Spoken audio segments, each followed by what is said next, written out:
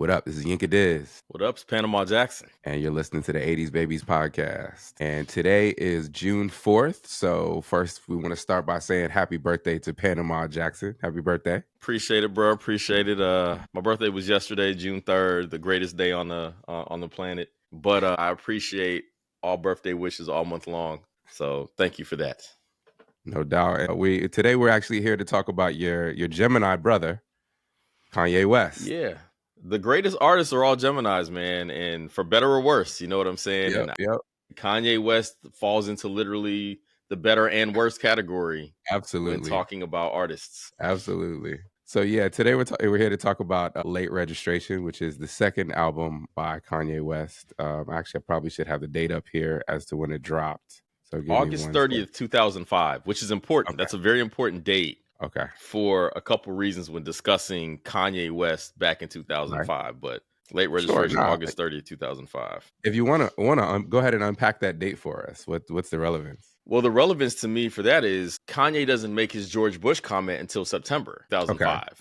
Right. So I had been thinking about where this album sits in terms of where he became in the American consciousness. And this album drops and becomes one of the most lauded albums ever days before, like literally days before he makes the most famous statement in his entire catalog, which is George Bush doesn't care about black people. Yep. In response to what was happening in New Orleans when the levees broke because of Hurricane Katrina. Yep. Right. So this Kanye West is, if I'm not mistaken, I should have checked this. Mm-hmm. Prior to this was on like the cover of Time magazine because of The College Dropout, which came out in February 2004. Like he hits the ground running as this landmark generational artist who redefines what hip hop looks like and can be, and is kind of beloved by mainstream media. And Absolutely. Then Late Registration follows up, and then boom, he makes the statement, and then all of a sudden the conversations about Kanye start to splinter. Right. It's not just beloved Kanye anymore. It's also Kanye weighing into political terms and things he don't know anything about. Like, right. So it kind of changes. Absolutely.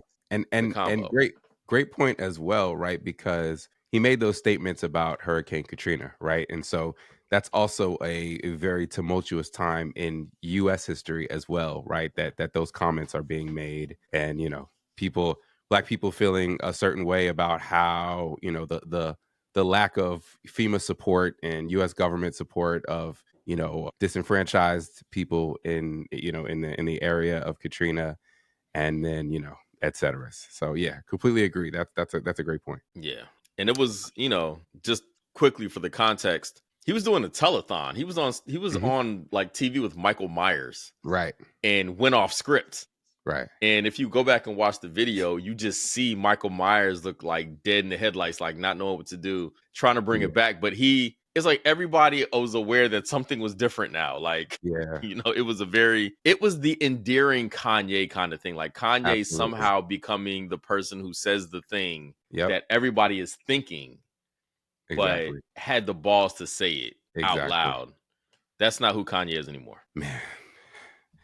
It's like Kanye is still the same Kanye, but like just like all the you talked about the best and worst Gemini. He's just like he's in his worst era. So So I think generally, right, we start these with kind of talking about the where were you. So I think we set a bit of context in terms of where America was, but where was Panama Jackson when you kind of engaged with this? The funny thing is I don't actually know. Okay. I do not have any significant memories from like 2005, right? Like I remember College Dropout more significantly than this album. For one, I remember not loving Late Registration when it dropped. I wrote an album review on this. Like I had a website. This is when I first started blogging. I first started blogging in like 2004. Okay. So I didn't write a review of College Dropout, but I did write a review of Late Registration, and I remember giving it like 3.5 out of 5. Okay. Which is interesting in retrospect. But I've been trying to think of what was it about like that era that stood out in a way. Like who was I back then? Yeah. I was 26. I belonged to the streets. I was dating a woman who lived in Boston at the time who was a music head, but I don't remember having a single conversation with her about Kanye West ever. And we talked about music all the time. Like Kanye just wasn't a part of that. Yeah. which is interesting to me because I just don't have, it's like, I don't have any genuine recollection of that. But that Mm. time, what I do remember was, and I was on the Common B conversation with you and Outlaw about this, Right, was that right. I remember the Commons B and Late Registration running in tandem Yep. because this is Kanye at his most Kanye, like most Yes, valuable yes. version of himself as just an entity, as a producer, as Right. an icon, and all those things. So that's Absolutely. I was in DC just listening to whatever Kanye put out, not being able to wait till he put that thing out. That's clearly where I was. Where were you? Yeah. And I'm glad you said that because, just to piggyback on that, this is also that reminds me that this is also Dave Chappelle time. And the reason it reminds me of Yes. that is because the two of them did that song The Food on the Dave Chappelle show, right? So, he is a part of the black zeitgeist, right? Like, because Yeah. Dave Chappelle is the zeitgeist at the moment, right? Like he's the biggest kind of voice in the room. But where was that's a funny question because I didn't even think about it until we just started talking about this. But like the summer of 2005 was probably the best summer of my life. Like, Oh wow. this is like I'm in college. This is between my junior and senior year, third and fourth year as a UVA student. I get an internship at Universal. In California. So I went out to Cali, and I got to do I got to travel. This is the story I told you about the record deal and everything in London that Hmm. happened the same summer. Like it was just everything amazing happened that summer. This is the most amazing summer of Okay. my life. But in terms of interacting with this particular piece of music, the story I remember is the first time I heard Gold Digger. Okay. And the reason I remember that is because right now I hate Gold Digger. Of all the songs that white people ruined for me, Gold Digger might be at the top of the list, right? Like, remember, even I think when we had that conversation, I'm not sure if you were in it or it was just me and Outlaw, but we had a conversation about whitest hip hop songs of all time. And I was Gold a Digger part of was that on the list. convo. Okay. I think I was a part of some version of it. I don't All know. right.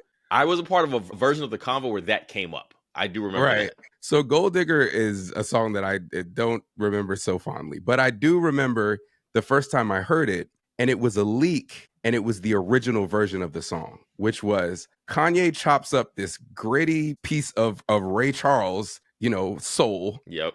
and he puts this thing together that sounds very backpack and very staticky, and the quality wasn't 100% there yet. Like you could tell it wasn't a final mix, and so this thing leaks. I'm at Universal, and there was a kid that I worked at Universal with named Tyler. He was a Mexican kid. Shout out to Tyler. But me and Tyler, like, we were both interns, and if anybody's ever interned at a record label, it's not a fun or glamorous gig, Right. It's right? not glamorous at all. You're getting sandwiches and coffees, and hoping to just randomly be in the room when something amazing happens, which happened a few times. But so, Tyler's the only other intern that's into this hip hop shit, like I'm into this hip hop shit. And Tyler also is like nice at bootlegging. So he gets like anything that comes out before everybody else gets it. And so he runs in the office this one particular morning, and I'm sitting there and he goes, "Yo, there's a new Kanye." And I'm like, "Oh yeah." So he plays me Gold Digger, the original Gold Digger, and I'm just like, we're both floored because Ray came out in that time frame. Yeah, that's So, right. Yep. everybody's Jamie appreciating Foxx Ray was white Charles. hot. Right, exactly. But this is before Jamie Foxx was even on this record, right? So it was just, or maybe he had sung the hook over Ray, but you prominently heard Ray Charles's vocal in this record. And I remember us both being like blown away by the original version of Gold Digger. And then somehow, Jamie does it over again. They have the issue with clearing the sample and all that other stuff. And by the end of that summer, I hated that song because the minute like the actual radio version of it came, like white people got it and Yeah. it became a thing so fast. Like it was like watching Baby Got Back in real time. You know what I mean? Yeah. It So was a that's my genuine biggest. hit record. Yeah. It was like Yeah, when the it was definition of a hit record. went straight to the moon. So yeah, that's my like kind of memory of this joint was starting with Gold Digger. But yeah, Late Registration. I remember buying the album. I remember, like you, maybe not loving it as much as everybody else did, right? Because Kanye was still the golden child. But then I remember Kanye like really, really wanted to still be loved by the underground. Like that was really important to him. And I Yeah. remember around the same time he dropped what was called Late Orchestration. I don't know Yes, if he you did. had this, I right? did. So Yep. where he like he takes the album and he gets like a crazy, symphony orchestra to like musicize these records and just blow them all the way out. Like, and I just thought that that was so brilliant and genius. So that's like my main memory of this is like late orchestration really made me fall in love with this album in a way that maybe I didn't when I first heard it. Which is crazy because this album itself already has like a 20-piece orchestra as a part of Right. it. Like it's Yep. all kind of live instrumentation all over this thing. So Absolutely. to then take it a step further and do the late orchestration was Yeah. part of Kanye's genius at that time. Like Yep. the genius that we assume was all encompassing and not just musical. That we Right. assume was that he was both very bright and very brilliant as a human, but just the hip hop version of that. So arrogant Absolutely. and, Yep. overly confident while being mad corny, because Kanye West was For definitely a sure. cornball. And it's all But over this album, but in yeah, an endearing way, right? Like it's yeah, not it was corny in a very way that you hate. endearing. Like Right. you But bought into it in a way that yeah, was like, yo, like like this is Kanye is authentic. representative for us, the Yep. college kids. Like he Yep. is the version of us that finally broke through and was on the same like lane with the Cameron and the Absolutely. Jay and the Yep. Nas and all those dudes on a Yeah. record. So it was, Right. you And know, us as I don't know, I guess I'll say scholars in our own way, right? Like it was also representative of us. So, another where were you, right? I'm in college. And so these corny skits about, making fun of fraternities and stuff like that, they're kind of on the nose for me at right. least in terms of where I was because I mean everybody was saying these skits. You're walking around campus and everybody's saying these skits. And in some way, everybody's also relating to these skits, right? Because there's a bit of like Kanye jabbing at us because he's like, fuck y'all, like y'all went to college. But he's also, with the whole broke fire broke thing, right? It's like we're all at a negative, net worth because we all got student loans out the hilt. And we're listening to these skits and we're like, we could kind of relate to where he's coming from, on these joints as well. That's kind of a thing that I don't think ever got enough conversation. It was like Kanye was genuinely mocking college kids the whole Yeah. time Yeah. while also genuinely connecting and relating. Like he was very jealous of the fact that he Yeah. wasn't one of us, so to speak. Absolutely. Now, he's not like that at all anymore. Like the Right. version of Kanye that exists, I'm not sure if he even knows what colleges are. Right. But the version of Kanye that existed in the college dropout days in '05 through graduation was, well, I'm not even so sure on graduation, honestly, but like college Definitely dropout late different. registration was definitely the one who would pull up at the HBCU homecoming just to be like, I'm Right. here. Like, Right. for instance, when I was listening to late registration today, once the album ran out, Little Brother's song with Kanye, I See Now, came up. Mhm. And that's a song where Consequences on it, Kanye's on it.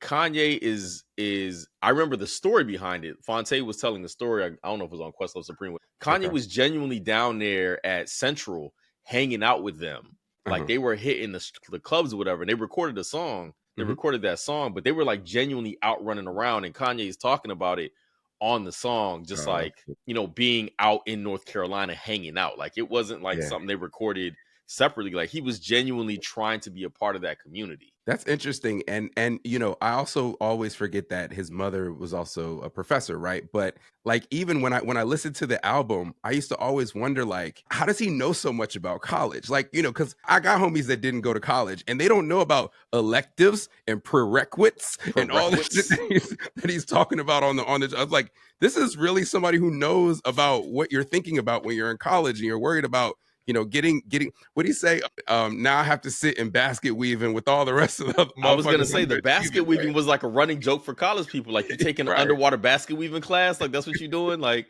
I don't even know Yeah. why that was a joke that was so universal, but like But the it's a idea great of joke if you yeah, understand how college works, right? Like if you yes, don't get a good class, you're gonna end up with the classes that the niggas that don't care about classes are gonna get. You know what I mean? yeah, But yeah. yeah, the I last okay. No, I was gonna just speak to that point. It was interesting. He was very invested in the world of Black kid in college. Like he was Mhm. fully invested in that, and that's part of why he became so successful, right? Like he was Yeah. invested in it. We recognized it, and we basically adopted him as our guy Yeah, right. because he was the He only almost one became like that understood us. He almost became the mascot of the black college kid. So Yeah. that's interesting. The last kind of where were you? I just remembered. I went to the Touch the Sky tour. I did some work. There was a girl who was in like a videography type of thing. That was her major, and she needed like some music on her thing, and people said, this dude Yinka, he produces or whatever, and I ended up doing the music for her. And she was like, yeah, well, my mom or my grandma or something bought me 2 tickets to go see this Kanye concert. Do you want to go? Right. And like, I feel like at the time I was kind of like on the fence about Kanye. Like he wasn't my favorite artist, but I liked him. I was interested, and I went out of fascination, and I left that concert blown away, just at like how, like, you know what I mean? Because this is before we knew about Kanye as like this genius, perfectionist, over the top, like, just artistic all around guy. And I'll never forget. So it was the Touch the Sky tour. It was at George Mason. So we drove up from Charlottesville, and we went to George Mason. And I'll never forget, there was something about this particular show where he had paid like he you know how he always goes over all his budgets because he wants something, a Yes. specific something, whatever it is. Yes. He supposedly went 600,000 over the budget of recording this album. He spent $2 million or something like that for the shows. There were these puppets. They're like kind of like marionette puppets that they could get to dance to the beat of whatever it is that you were doing. And he created this whole thing where it's like the stage was divided into 2 sides: the side where he was doing whatever his performance was with his peoples, and then the other side, there was like a see-through, like a satin curtain, and they had these puppets that were dancing and acting out scenes along with what was happening in the song. Like, supposedly, like, Kanye was obsessed about these puppets. He had heard about these puppets from Japan. He had them flown in, all this other stuff. It cost all this money. The label was pissed, etc. But after seeing the Touch the Sky tour, I was like, okay, I'm on board with this Kanye dude, because just the artistic genius of putting a show like this together at a time when a lot of hip hop shows was just, you may have a DJ if you're lucky in the 2000s, and then just a nigga rapping, and you just hear the beat and he just rapping. And then to see what Kanye had was like, it was head and shoulders above anything that I was seeing when I was seeing hip hop shows. Yeah, you brought up a good point. I was going to ask you, like, where were you in terms of your Kanye fandom or lack thereof Yeah. during this time? Like, College Dropout hits. Were you one of the people that was all in, or like, I had a like, where were love-hate you? I had a love-hate relationship with Kanye the rapper. I always thought that Kanye's production, like from when he came out, I was like, oh my gosh, production-wise, like, this is exactly what I want to hear. Like, this guy's a genius. He's it. I thought he was really, really corny as a rapper on College Dropout. And I felt like he got better at, his flow got tighter on Late Registration. But, I still was a little about him as Yeah, a we're going to rapper. talk about that. We're going to Yeah. talk about that flow.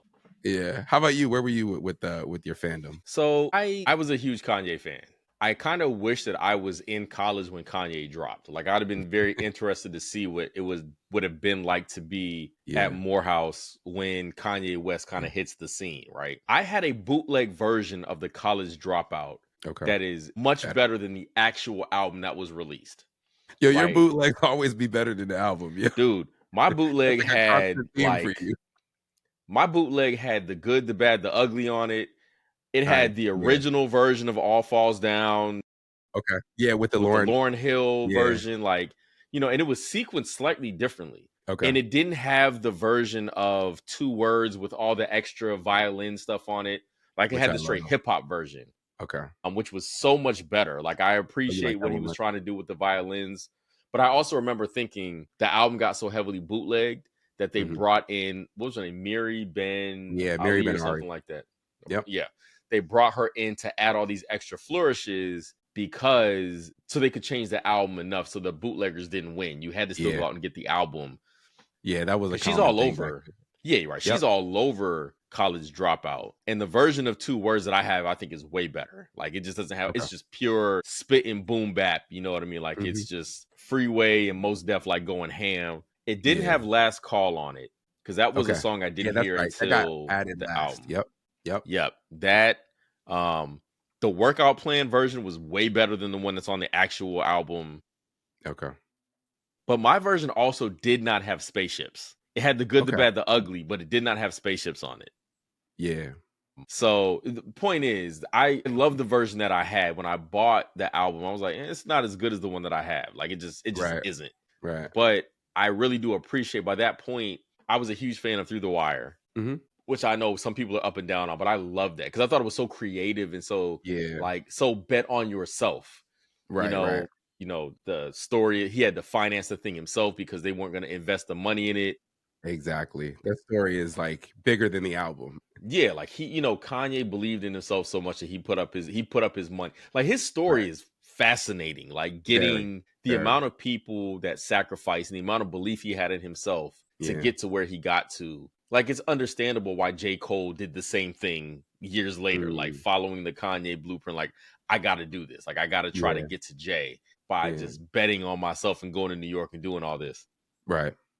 So I liked Kanye. I was a fan. Mhm. Didn't love Late Registration though. Okay. Like I said, I did an album review. I gave it like a 3.5, and I think part of it was Mm. I didn't feel like it was that cohesive of an album Hmm, okay. at the time. So Right. once we kind of get to the highlights and stuff like that, we can talk about all this stuff. But Right, right. just Kanye though, I was all in on Kanye back in 2004, 2005. Like I was like everybody else because the production was so good. You knew seeing Kanye West's name on something was a stamp of this is solid. Right. Completely agree. So yeah. So that we kind of talked a bit about like our own reception of it. I'll read a little bit from Wiki here for the critical reception, right? So it says widespread critical success. Late registration has often been viewed as a progression from college dropout and a pivotal release. Let's see, it was named to year-end lists from 2005 on Rolling Stone, USA Today. He had 8 nominations from the Grammys, including Album of the Year, Best Rap Album, and he won the latter. So Right. Billboard accolades here, et cetera, et cetera. Eventually sold 3 Right. million copies and went 5 times platinum. Like Very I successful. everywhere, everybody that rated this album, from what I remember, and I Mhm. tried not to read all these reviews in retrospect, but I remember like it's universally lauded. Like people were throwing around terms Yeah. like songs in the key of life. Kanye created a body of work that was so Yeah. expansive and so musical and hit Yes. on was the hip hop version of Stevie's Songs in the Key of Life. Like I remember that Yeah. conversation being a genuine running conversation in Yeah. terms of how it was received And I think critically. the white rockers of the world also felt like, oh my gosh, like hip hop can actually be music. Like it was one of those albums that was talked about in that canon. You know, every once in a while we get one of those conversations where it's like, oh, hip hop is actually music. This could be at the Glastonbury or whatever the fuck. Yeah. So I both hated the inclusion of John Bryan. I feel like John Really? Bryan, who was, music Uh-huh. producer Yep. that Kanye brings in because he did the Yep. Eternal Sunshine of the Spotless Mind Exactly. soundtrack, which apparently every hip hop head loved because fucking Right. Jay Electronica basically built his entire Wow. foundation upon using the Eternal Sunshine of the Spotless Mind, which is one of my favorite movies, actually. If real talk, like I Yeah. love that movie, and I love the soundtrack. So again, I'm one of them people. You're I niggas. loved that before. Yeah, I'm niggas, but I hated how much credit John Bryan was getting for basically revamping Kanye's style. Like I Okay, hated that part of it because I was like, I feel that's like the white interesting. dude is going to get too much credit for how good the album is, even though it's clear that he added a lot to it, but For I sure. didn't love that. So, question on that point: Who? So, I'll preface my question by saying the only people that I know that John Bryan was instrumental in this release are people who are music heads. So, like, you're one of my friends that's a music head. When we talk about this, I'm sure Same with Outlaw, like he'd probably know that. But the other people that I know that I would talk to about music don't typically know things like John Bryan was there. So, who are the people that you're talking about that are kind of giving him this credit? The critics, the very Okay. people Okay. that rate albums, right? Like Okay. the Pitchforks, the Rolling Robert Stones. Christgau's of the world. Yeah, the people who are going to write the reviews. Okay. So look, black people, we don't care about those reviews, right? We like it, we love it, but the Mhm. critical reception is what frames the discussion or the things you just read about the critical reception Right. and where it No, lands you're in right. history, right? Yep. So Late Registration is often considered one of the greatest albums of all time. It's on those Absolutely. lists. Yep. It might not be in the top 10, but it's on the list, right? There have been millions of albums released. to be in the top 500 is insane, right? Yeah. Late registration is in there. So the people that would do that are the kind that I was concerned about saying, Okay. well, I see what you're saying. Kanye's sound matured because he Right. included this other A white person. And he person. didn't, and the thing is, to Kanye's credit, he continued to do this, right? He brought in the dude from Yep. Bon Iver. I can't remember his name, but whatever Bon Iver's real I name is, that remember. dude, Yep. like, like Kanye continued to see, it wasn't just a, let me go find a person who's like, Kanye was genuinely invested in the musicality of the thing. Like Absolutely. And I and mean, that I've said in the made it past, better. right? Like, I think Kanye, maybe next to Puff or Dre, might be the greatest collector of people of all time, right? Like, he's Yeah. able to identify places where he's deficient. A great example is Stronger, right? He made Stronger. He felt like the drums were too weak. He went and sought out Timbaland and said, "Hey, Timbaland, give me some drums. Get my drums to sound the way your drums sound," right? Like, he's great at knowing where he's deficient and where other people can add to what he's doing and creating things. And I mean, Hawaii being an example, Right. he's always kind of been that, and he does Yeah. that well. And the reference to Hawaii, for people that don't know, are the Beautiful Dark Twisted Fantasy sessions, Right. where that album was famously built, and it seemed like everybody and their mama Right. got flown into Yep. Hawaii at some point to It was work like this on. secret compound where it's like Yeah. you just see these flights where it's like if you see a producer, it might be Bink from Virginia, it might be RZA, it might be anybody. You see them going to Hawaii, they're going to help Kanye work on this secret album that he's putting together that's going to be amazing. Yeah. I don't know if it was Complex or whoever did the oral history on that. It Mhm. was one of the most fascinating oral histories of an album ever, because Yeah. everybody that spoke about being there was like, yo, this is like the greatest thing. It Yeah. was like, it was just like this musical space. We just wake up and play basketball, and then Yeah. we would go create, and Yeah. then you'd be flown in for like 3 days and you don't know what you're doing, but you just Right. work, and then boom, you're done. And then you roll. It's like Mm. everybody had such fond things to say about that time from my Absolutely. memory. Yeah. Um, And I mean, Similar to even Wyoming, right? When people were yep, going out to same thing. Wyoming, like there was and I think that was the 2018, the like 5 album run with Right. Tiana Taylor and Cuddy and Yeah. Pusha and all them. Even though Yeah. that ended up becoming the worst thing ever, but still, And the funny thing is, the pioneer of that model, who's much maligned now, right, is you hear these stories of Puff and how Puff flew everybody out to, I don't even remember what island it was. You remember what I'm talking about? That vaguely, run yeah, yeah, around the Puff Daddy and the family all the way through like maybe Mace Harlem World, where he flies out, who ends up being kind of the nucleus of the Hitman and other producers, and they all are sitting up there. The Benjamins came out of that session. A lot of the big records, right. Chucky Tompkins, all them joints, where he just flew them all somewhere and sat them down and had them all working on stuff. So interestingly, you know where that probably came from? Hmm. This is going to be the first and only time he probably ever gets mentioned. Stevie J, who was one of the hitmen, was also a part of Devontae Swing's Swing Mob in the basement, where Devontae Swing set up in Rochester, New York, It's and true. flew every Timbaland, Missy, Yep, yep, yep, Genuine, all these people were basically being yep. flown in to work on music. That probably is the first. I remember And that. that model could be where that kind of comes from. That's Like, crazy. it's in a weird way. Maybe this is all Stevie J's fault. Stevie was like, "Hey man, let me tell you about hey Puff, let me tell you what I did when I Bro, a was lot of working with things are Stevie Devontae." J's fault. A lot of things are Stevie J's fault. A But lot yeah, of all things are right. Stevie J's fault. So back to the album. Let's cut to the overarching highlights. Do you want to talk about like your overarching highlights of the album? Yeah, and I have a couple actually. I wrote them down. So let me start with the most obvious. Kanye Mm-hmm. is an overarching highlight, right? Kanye at this time is provocative in the way that is very compelling and Yeah, attractive. Like yeah. whatever Kanye is doing, everybody wants to be a part of it. He's a money making machine. He's a beat making like genius. Yep.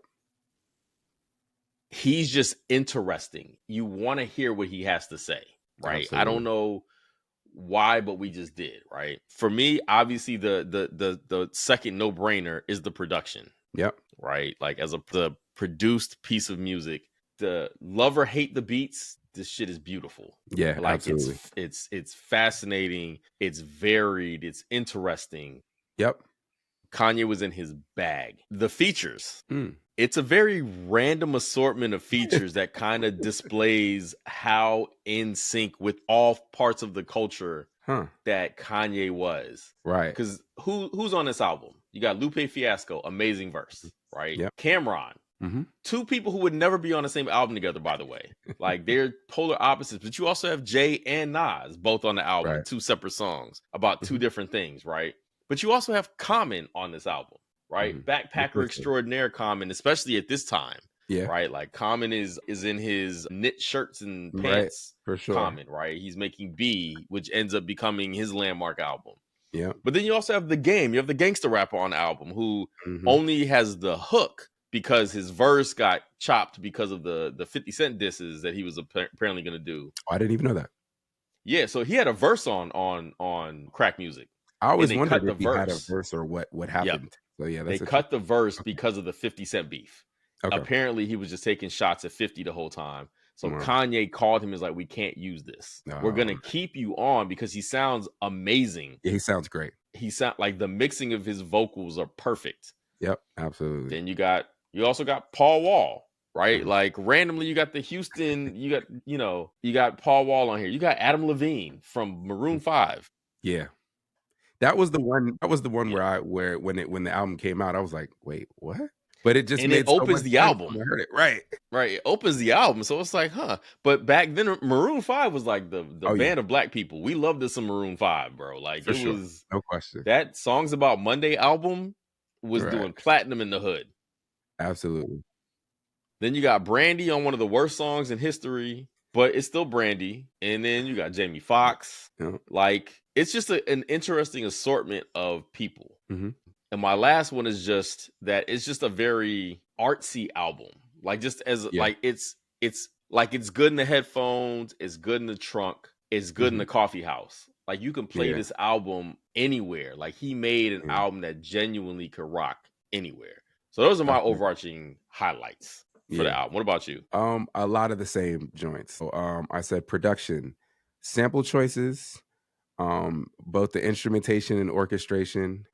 John Bryan, who I know you don't want me to. Yeah, I mean, he is a highlight too, right? He's an overarching highlight, And here's what I said. I said, he kind of took what Kanye already did masterfully with College Dropout, and he punched it up and made it a bit fuller. And kind of, it's almost like taking something that's amazing 2D and just like giving it like another fullness, another richness. I said skits. The concept of poking fun at college and its role in our community is interesting. And maybe for me, it was timely and kind of a bit on the nose. And then I said Kanye, just like you. I said, something about his persona on this album is down to earth and everyman-esque. And I said, Rhyme Fest and everybody who wrote these verses. Yeah, we're going to get to that part. Yeah, but both the kind of the black empowerment, the kind of behold a pale horse version of Kanye is by far my favorite Kanye. Like, not even, hands down, no competition. I wonder if Kanye of 2025 even recognizes Kanye of 2005, because Kanye 2005 is like us. Like, that nigga plays spades and or dominoes. Like, he's watching Chappelle's show. Like, he's that guy. Like, in the version of him that's now doesn't seem like he would do any of those things. Like, he doesn't. It seems like he's still there, a product of who he's around. And so, like, when he was hanging out with GLC and Rhyme Fest and shit, he's rapping about this stuff. I think he's around people, the Elon Musks of the world, right? Who also is a neo-Nazi, right? Like, he just seems to, like, take on the persona and the ideas of the people that he surrounds himself with. Which is crazy to me, because his insecurity is definitely one of the things that always shines through. Like, Kanye was clearly a very insecure human. But, he's like most of us, right? Like, he's trying to fit in, trying to be cooler than he actually was, like trying to put on the outfit of cool versus being actually cool. Like, right. Kanye was probably a comic book kid, right? He was a kid who, was into ninja stars and crap like that. Like, he was watching Kung Fu as opposed to others. Like, he was just like a lot of kids who were in the house. You know what I'm saying? Yeah. But that, like, there's almost two sides to that coin, right? Like, a good counterexample is like Pharrell, right? So both Kanye and Pharrell were like into fashion when it wasn't cool to be into fashion, right? Yes. Yeah. And Pharrell seems to have owned it in a way where it's like, yo, like, I'm Like, yeah, I'm gonna wear skinny ass pants when nobody wears skinny pants. I'm gonna do this stuff and y'all are gonna call me weird, but then in 10, 15 years, you're gonna be like, oh, that's what everybody wears, you know? Whereas like I feel like Kanye kind of was interested and into those things, but felt a bit insular about being forthcoming about it. But in an album like this, I felt like he did a good job of like discussing his feelings in that way, if that makes sense. So I agree with you. And I think Pharrell's actually a really good parallel because the difference between the two is Pharrell never became as big as Kanye West, number one. But Okay. as an artist, he definitely wasn't as big as Kanye. Like Yeah. Kanye became bigger Right. than all of his idols.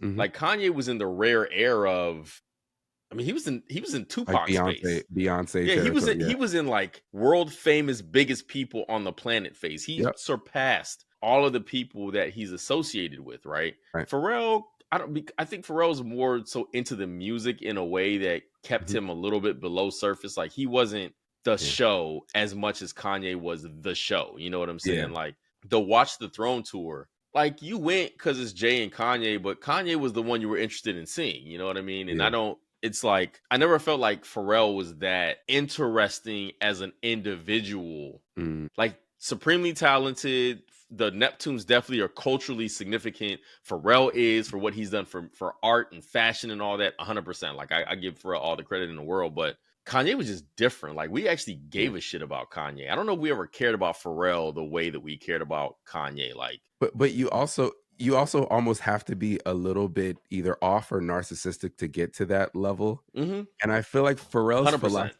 Pharrell's philosophy has always been like, or at least what he said, right, is like, well, I don't want to be bigger than the music. I want to make the music and let it speak and et cetera, et cetera. Where Kanye's always been whining about how like nobody gave him credit for something. He did something first and nobody said anything. Like it's always been like me, me, me, me, me. Like that's Yeah. been his way of doing things. And Pharrell's maybe more of a diplomatic. right, maybe you need a little bit of that to get that big. But Yeah, I mean Kanye was always going to end up being that big because his ego is that big, right? yeah, He believed in himself so much that if he made it, he was going to implode. Like Pharrell was always, I'm really nice with this. Like we're right, really good at this. We have a sound. We are able yeah, to do this thing. And we're just so new and we're cool, but in our own way. Like our yeah, cool, you come get our cool. I'm not right, borrowing yours. Like right, this is how we get down. Like yeah. it's like Kanye, I think was gonna make it regardless. If Super Thug never happens, are the Neptunes? I don't know if I would say that. I think they would for sure. You think they were going to? I mean, Super Thug put them on the map, right? Like that's the It thing did, that exposed everybody but I think to them. if they didn't have Super Thug, they would have had another huge hit. Like that run that they had in like the late 90s or early 2000s is otherworldly. Like I mean, No, every I single agree. record is insane. But people had to see them to do it. And there was For sure. nobody coming from Virginia Beach that was going to be the one to break them that way. Yeah. You know what I mean? Now, I mean, look, we're arguing a negative, like they all made it and they're all some of the biggest people on the planet. So it's pointless. But They were the brown belts in the Teddy Riley karate school that were gonna jump out of that school and make it to me, regardless of yeah, like, I mean, look, the top. the Neptunes are so fucking talented. It Yeah, would be a shame if they didn't, right? So right. we would be missing something if they didn't. Absolutely. Absolutely. So Yeah. Go ahead. my last highlight is the artwork. Everything about this, from the bear to the animated video to just everything artistic about this that doesn't have to do with the music, was masterfully done. Yeah, I agree. I agree. That's why I said this is Kanye at his best all Yeah. around, like everything except for one very important area, and that's lyrically. Oh yeah, But we'll talk about that. So that's a perfect segue to overarching lowlights. What do you have for that? yo, so the most telling thing on this entire album, the most significant thing on this album is the two versions of Diamonds. Yes. The one where Rhymefest, whoever wrote the verses, and then Kanye spit them perfectly, Yep. and then his verse on the remix that is easily one of the worst verses ever. You really think so? My God. Like, dude, I don't even think since I that's started the worst listening to verse this on album here. again, I have listened to that beginning, those verses Mhm. over and over because I'm actually surprised at how bad it is. Like, Yeah. I don't think I felt that way back then. I knew it wasn't good or wasn't great, Mhm. but it was just this endearing Kanye. I Yes, got 20 absolutely. years now, right? Like Okay. it's a different world where I'm listening to it like Yeah. just purely objectively. Mhm. Jacob, don't lie to me, man. Like, oh my God. And it's Uh, so strikingly different from how absolutely. good the original version of Diamonds is. Yeah. Kanye is perfect. He is flawless He's on that impeccable. record. So clearly, Rhymefest was busy, or Consequence was busy, or whoever else was busy when he had to turn in the verse for the remix, and he just wrote it himself and was like, "Well, I'm not gonna catch up with Jay anyway, so it don't even matter. Nobody's gonna listen to this for me." So So bad. can I offer a counter perspective on this verse? No, you can't, because it's just that this you cannot. You can't. The reason why I don't hate this verse, because I agree with you that he's like offbeat at times and he's kind of all over the place, is because it's everything that I love about the Kanye in this era. In that, you know, just like the moment of George Bush doesn't care about black people, Kanye puts out the original version of Diamonds that he's had all the time to work on Rhymefest Yep. cadences and GLCs and all that other stuff. And then people hit him and are like, yo, do you know about Conflict Diamonds? And he's like, no, I don't know about Conflict Diamonds. And they're like, look, my nigga, there's people getting their arms chopped off in Africa. And he's like, really? Fuck that. I'm gonna make a verse right now and put it on there. And you know what I mean? Like, just the energy of like wanting to improve yourself in the moment and like learning a new piece of information and feeling so compelled to go to the rest of the world and teach them this new thing that you've learned is everything about this era of Kanye that I It's love. so bad, I bro. love that he wanted to educate us and tell us about what was happening in Sierra Leone. And that's the reason why I don't think it's a They bad don't know verse. what a blood dime is. Like it's all the worst things. Like everything that Outlaw hates about Kanye is present and accounted for in this verse. Like it is so bad. Like it It is feels so genuine to textbook me. bad. It does, but that's Yeah, kind of the problem because it's like, oh, Kanye actually sucks. Like him as a rapper is I actually agree. bad Yeah, as a he's not, rapper. especially in this time, like, you know, he wasn't there yet. I think College Dropout is him at his worst. Like that's when he really, I mean, you could just see how kind of remedial he was flow wise. But I think he improved album over album with his flow at least. And see, and if I'm not mistaken, so let's because this is how Lupe ends up on the album, right? Lupe ends up on the album because of Diamonds. In Okay. some way, shape, or form, I can't remember what the story is, and I specifically didn't go back and read it because I thought you might know the right answer. Yeah. Either Kanye promised Lupe that he was going to be on this song, or there's a version of a song that Lupe did that was about blood diamonds and they ended up having Yeah. a conversation. That's And exactly what then I he totally forgot. cartwheeled And that into putting you on the I'm glad album. I'm glad you said that. This was the time frame where Lupe was just destroying mixtapes. He was taking every beat and just killing it. And he, just like you said, he made his own version, I think, of the Diamonds song where he rapped about the blood diamonds in Sierra Leone. I think you're absolutely right. And then that's what made Kanye go back and do that verse, that version, and then also put him on the album. Right. Like it was something Yeah, I totally this forgot about that that song story. is Yeah. how he ends up on the album. It was like, Yep. bro, let's get you on on late registration, Right. whatever. And then he bodies Testify. Yeah, Um, touch the sky. And he didn't like the Touch the beat. Sky. I'm sorry, Apparently Touch the Sky. he wanted to rap on another beat and Kanye's like, "Look, just rap on this." And he was like really mad that he had to rap on this beat. One day we gotta do a conversation about Lupe as one of the worst Oh, artists in the history of hip hop. Like just yeah. all out. Just he's bad at everything but the rapping part of hip hop. He's bad at paying homage. He's Oh, bad at man. acknowledging his own like influences. He's genuinely one of the worst artists outside of the actual skill of rapping in hip hop history. That's a Panama hot take. But I Dude, mean, there's I'm definitely a not wrong. conversation to be had there. I feel like you're using hyperbole saying he's the worst because there's a lot of bad niggas. But you know, I hear you. I understand your argument. Most of them niggas that we would talk about don't care nothing about history. Pay believes he cares about history, except he just thinks he was inspired by UGK as opposed to like native tongues. Like he doesn't acknowledge the fact that try because remember he did the whole thing where he fucked up Yeah, I the remember lyrics that. at the hip hop honors, and then Yeah. instead of saying I messed up, he was like, "Bro, Right. I didn't grow up on them niggas. I wasn't listening to Tribe, dog. I was listening to Right. UGK." It's like, "No, you weren't. Yeah. Shut up." Like your entire catalog thus far is 100. Anyway, this is not about Lupe. Yeah. Cool as the unthawed, but he still come correct as a point charge, which was an amazing bar. Like, dude was amazing on this album. But anyway, Right. but that's Alright. my low light. My only low So light that's your low light was this time. overarching was how bad Kanye was in some parts of this album, but he's mostly great. I'll piggyback on your low light because Kanye is my highlight and low light as well. I said, while his delivery as a rapper improved, maybe even leaps and bounds from the first album, it's still not quite there. And at times, he sacrifices flow and delivery to say what he wants to say. I said he also has a number of groaner bars on this album, as I like to call them. Things like so many aunties, we can have an auntie team. And Yeah, if your girl that don't song like me, sucks.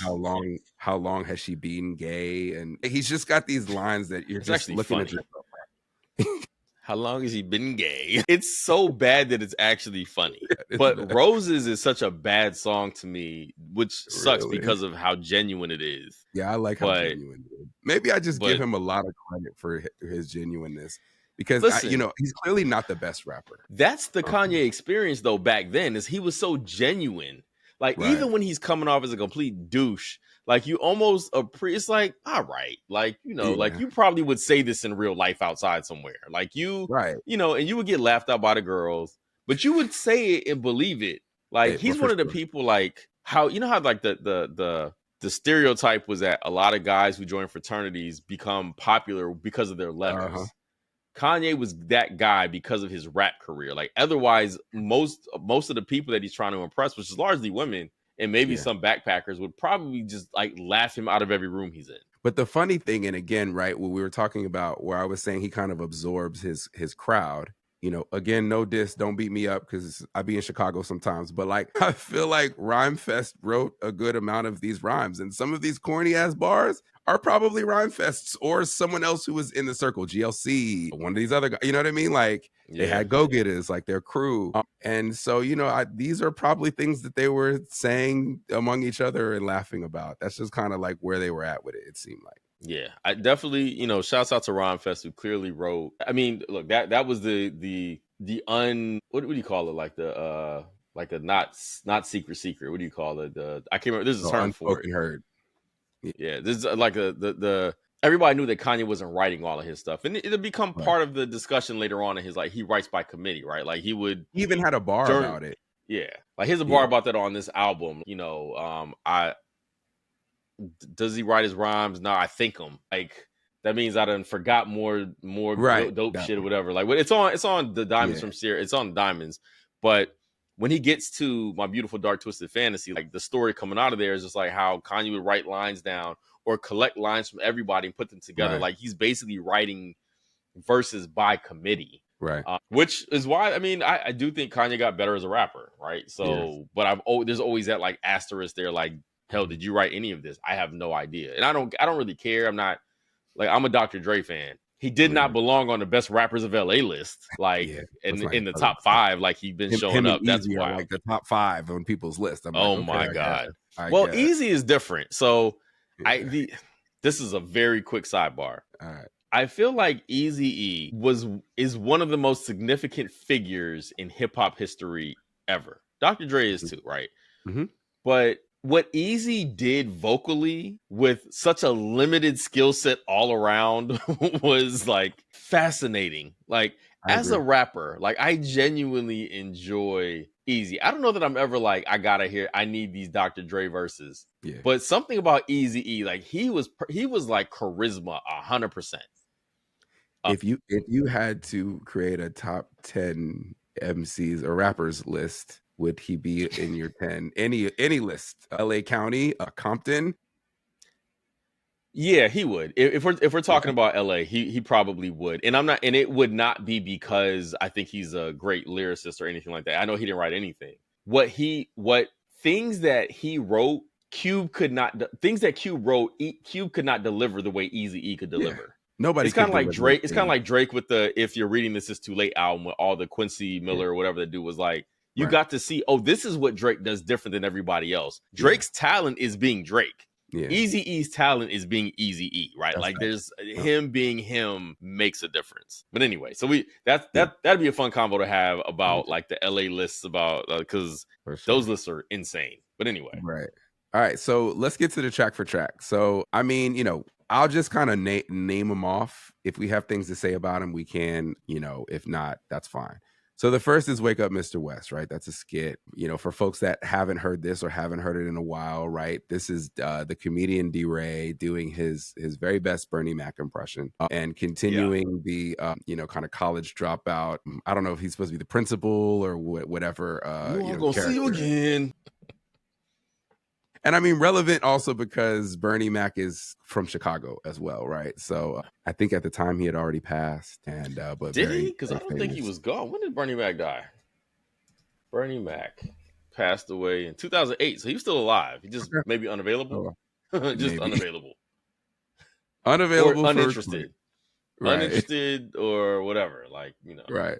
Okay, so yeah, so that we have this skit and it goes directly into "Heard Him Say" featuring Adam Levine. What you got? yeah, love that Yeah, record. Like it such a jarring first record, but it comes yeah, in so sublime and so like yeah, yeah, like it the yeah. the drums are so low in the mix. I They're love them. kind of muddy. Like it immediately lets you know, oh, this is an art project. This ain't just some boom Yeah, bap. This I is agree. an art. And then the little piano, love that. I love that record. Yeah, It's just everything about it is good to me. Even Kanye tripping over his bars was enjoyable. They say yeah, everything in this life is like it just like Kanye don't even use all the words that are in the sentences. Like Kanye makes things fit. So I can understand why yeah, people who don't like Kanye say I don't like Kanye because yeah, his ticks can be grating. yeah, for But I sure. really like heard him say. But I think maybe he knows that about himself enough that he creates a world around him so that it's not so glaring. You know what I mean? Like if this was just if you gave Kanye the beats on B and you just made him just rap on those beats, like 2 or 3 verses of Kanye all the way, you would hate that album, right? Because it would just he would grate Hard on you. He would be disagree. so annoying. I think I'm that the one in our B conversation where I said what B was lacking was more Kanye. That I wanted Kanye on every song on the album. I want more Kanye is what I need on this entire album in 2005. I'm the one that said that.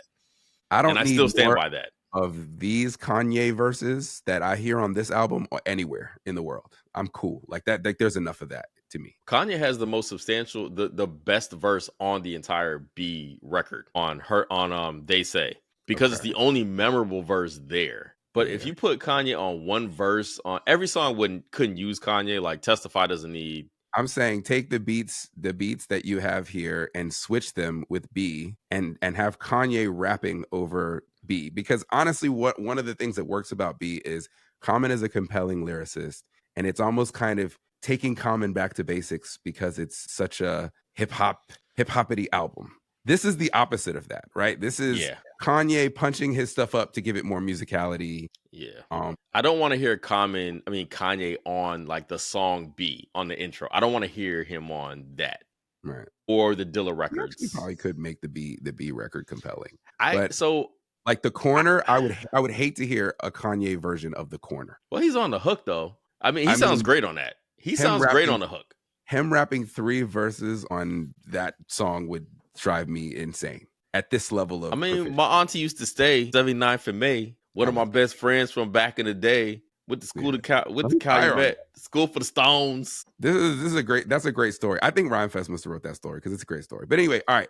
I'm getting off topic here. Heard him say, for me, I've got it as a highlight. I said, this is still one of the songs I listen to the most on the album. It sets the tone. It lets you know that this is going to be a much more musical album than College Dropout. All right, so next is Touch the Sky. Highlight or not a highlight? I mean, one of the highlights of highlights in Kanye's entire historical musical like catalog, which is odd because it was produced by Blaze. Right, right. The Um, only thing that was not touched by him production wise. yeah, and I bet he just heard it and was like, "This is so fucking good, I gotta have this." Like, Yeah. this Jay not taking this? I feel like that's the conversation. Jay not taking this? Then can I have it? Like can I have this for my album? Like what you doing with this? Like Yeah, and everything before. about Touch the Sky is good. The beat is amazing. Yep. The story that Kanye tells on it is amazing. Lupe's verse is amazing. Yeah. It's like a 10 out of 10. Yeah. Great record. I've got The Lupe. video. was The even video was better. great with The Evil video had Knievel. all the cameos with a 2005 along and Tracy Ellis Ross and Yep. everything about Touch the Sky. Every single thing is 10 out of 10. Right. Completely agree. Just Blaze, Curtis Mayfield, and an early Lupe feature. What more can you say? That's what I wrote. I Yeah. also remember when I went on that to that tour, that Kanye tour. It was called the Touch the Sky tour. And when he did this song, they had like fireworks. It was like pyrotechnics. And I'm like, how do they even get this into George Mason Auditorium or whatever, the Patriot Center? Which is not that huge, by the way. I've gone to see Paw Patrol there several times. Okay. And It's not a very big auditorium. So I the don't know how seats they are pulled that mad off. uncomfortable and super steep. Cool. So next is Gold Digger featuring Jamie Foxx. Highlight or not? I mean, it's a highlight just because of what it did. Like as a single, this one was out of there. Yeah. I don't do I love this record? I remember hearing it in the club. Like I remember hearing it like at Love. Like I Mhm. would or Dream. Like I was at Yeah. Dream when Dream first opened up. Like when before Dream became Love. Like I was there. Club banger through and through. Like 100% crowd participation. Yep. This I don't love it as a song by itself, but Mhm. as a banger, 100%.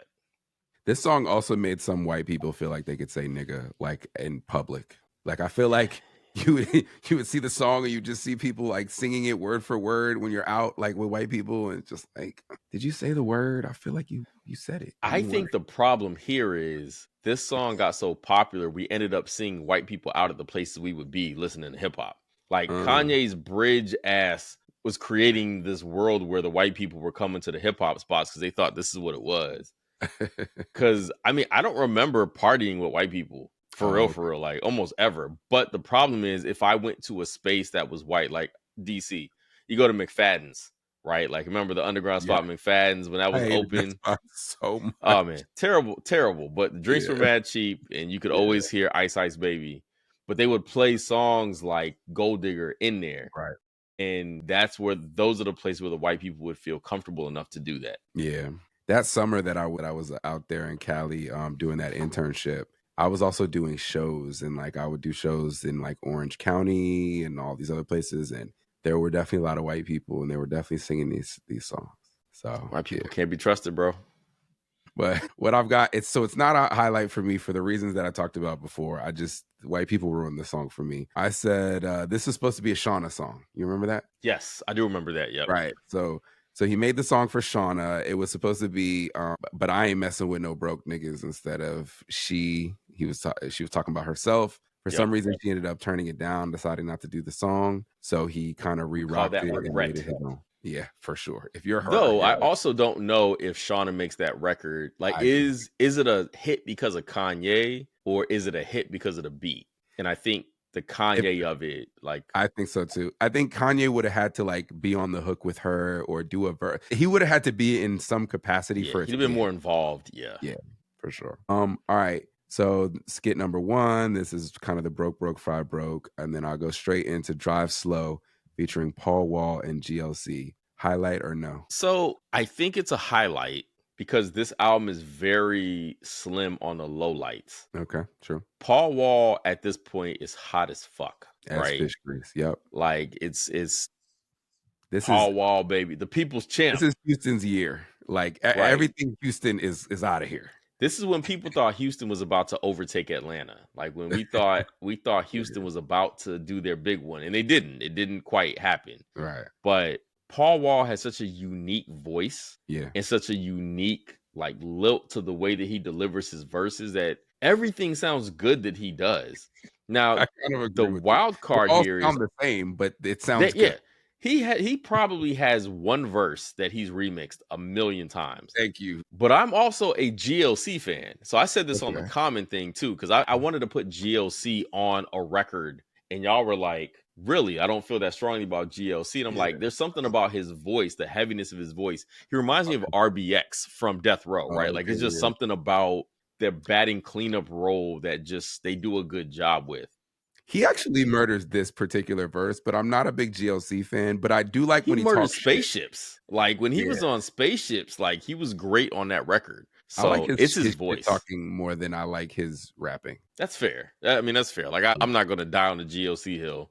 Hell, I don't even know if he's ever released a full album. Like I definitely didn't listen to it if he did. Oh, I think there was a Go Getters project, so that's like, I think he was probably on every song on that album. yeah. I mean, it would be. I remember when RBX released his album. Was it any It good? was like Because I never heard it. it was. I remember the first single was pretty cool. He had the video was like straight out of Death Row or something like that. Like it was about Okay. all them disenchanted Death Row rappers Mm, were like. So it wasn't Dre produced or anything. It was pretty good. Like it okay. was decent, but also forgettable. Yeah, Like it was a moment in time that nobody else needed. right. So I've got a little known fact. MIA was supposed to be on this song, Drive Slow. Okay, I did not know that. Yeah. So she was originally supposed to be on the song. And then I guess due to some time commitment thing, she wasn't able to actually come and track her vocals. So I've got this. I'm sorry. I've got this as like one of my highlights of highlights. Like I actually love this song. I said every time I hear this song, I fall further in love with it. I think Kanye's best verse is on here, and I think he needs to get back to whoever wrote this, Rhymefest, GLC, whoever it was. And this might be my favorite Paul Wall verse. Like you said, like all Paul Wall's verses are interchangeable, but this is the very best version of a Paul Wall verse. Like this is the best of what you're gonna get, and it's probably my second favorite beat. So go ahead. Okay. Yeah, I was trying to think like if I felt that strongly about the record. I Yep. do think that this was a very informative verse. I learned a whole lot about his version of Chicago Mm-hmm. on this verse. Most of what we knew about Kanye in Chicago was that he was from there. He's from Exactly. Chicago. This was specific. This was about like his neighborhood and who he was around and Yep. they nicknamed me K Rock, so they leave me alone. Like like okay, so you from a Stones neighborhood. Okay, so That's what you I'm saying. Like from this verse is yeah, so Chicago. You know what I mean? Even like, one of the 79 Jeff to Fort Man. kids. Like, Like you out there. Like okay, so now right. I get it. You Yeah. Woodlawn, you out in these spaces. Okay, I don't And think I even got all of that before. even like him, I mean, because I feel like I'll say myself, I don't know about everybody, but I feel like we all have this story of like, if you were a nerd like me and maybe you, I don't really know how you came up so much, right? But like where I grew up, the drug dealers had the nice cars, they had the girls, and I was distinctly not that. So everybody kind of has that moment of like interacting with what that looks like in the social scene. So maybe to some degree you look up to it, to some degree you say to yourself like, that's not me, I'm never going to be that or whatever. And this is like Kanye's verse of him telling us like where he stood in all this with the gangbangers was bothering him some.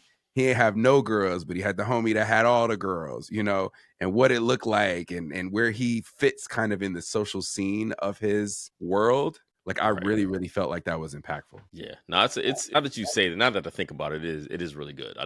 I learned a lot about Yeah. Kanye on this verse. Yeah. And even the concept of drive slow, right? Like it really drives home the whole concept of like his homie that got all the girls, now he got kids, like with all the girls. You know what I mean? So like his homie's like, yo, I know you want to have all the girls like me, but like drive slow, The niggas who's drug dealers, they like, yo, I know you want to be like us and have all these things we have, chains, whatever, whatever, but drive slow, like take your time, be a kid. Like I felt like there was also something to take away from the record too. That's real. That's real. All right, and then the next one is My Way Home with Common. Highlight? I mean, it's fine. Yeah.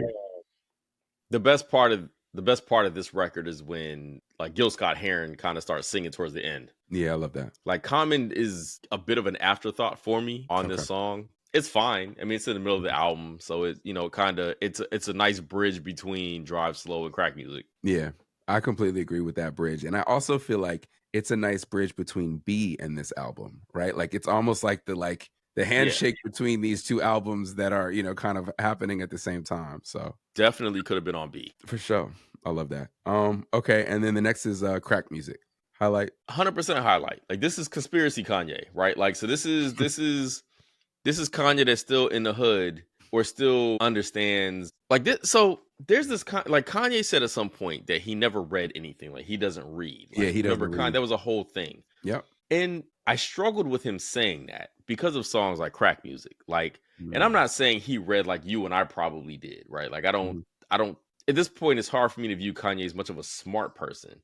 But he Mhm. also was well versed enough to understand and be invested in the Black Panthers and groups like he understood the Mhm. systemic racism, and he understood the power dynamic and structures that were intended to keep us down. I don't know if that Kanye exists anymore. Yeah, I don't think so. This song is that, right? Yeah. Now, again, the thing that stands out to me about this is how good the game sounds. Like the way that he's mixed in, it Yeah, is so perfect. sonically perfect I agree. that I do wish there was a game verse on it so we could hear Mhm. that. And then, of Yeah. course, is the anecdote about the fact that Kanye was trying to figure out how not to say nigga Yeah. on the song, and nothing else worked. He Yeah. tried everything else. And that's another one of those endearing stories. Like, damn, Kanye genuinely was thinking about, Right. like, he didn't want to come across that way on a song that he felt invested in about the Right. Black community. He was For sure. trying to find a way to Yeah. like bridge the gap between the older generation and the younger Right. generation. And he just couldn't find a way to do it that sounded good. Yeah. And even the fact that he defaults back to nigga tells me that like he really cuz I really can't imagine it in the other ways, right? Like what I read was like he had one version where he said brother and he had one version where he said Homie, homie yeah. and like, like I can't imagine any either of those being as impactful as what we hear here. Yeah. And the way the game says nigga is just chef's kiss. I mean, like seriously, I cannot stress Yeah. enough how good he sounds on this record. I know Yeah, I'm so good. belaboring that point, but it's so noticeable Uh-huh. that I'm like, I really wish that we had gotten a game verse on this. And I understand that Yeah. he had to pull it because of the 50 Cent beef, Yeah. but still, we In the understand way that's that going on now, right? We're going to put the clips right. we're finding out all this stuff now about Yeah, the yeah. times that verses got pulled that were related to the clips. Right. What was the other one? It was not just the Kendrick one. Something else got dropped about. Yeah, this was a while back. Damn it, what was I it don't on? even There was a remember. verse that Pop Smoke. There was a on a Yeah, Pop Smoke that's what it record. was. They Pop said they Smoke were gonna put record. out Pop Smoke's album if they didn't remove Yeah. the verse. Yeah. Yeah. So Anyway, the label's been doing this. facts. But yeah, I mean, I think that honestly, in the same way that RZA talks about voices as like instruments, Game's voice as an instrument on this beat is perfect. Like that gets it's a perfect marriage. I completely agree with you. I said this is my favorite beat on here. And I said, and also this is the beginnings of conspiracy theorist yay. And I said, this is something that we love about him as an artist and later go on to hate about him as an artist. But you make a great point that like he says that he doesn't read, but yet like there's maybe some reading or some learning behind what he's saying here. I think Rhymefest must have just straight up wrote this. Because Rhymefest strikes me as a nigga who like would have read some shit that would make him think Yeah. about the Panthers and all these, kind of concepts that you're getting in this song. Yeah, you definitely this is not a song by somebody who doesn't know shit,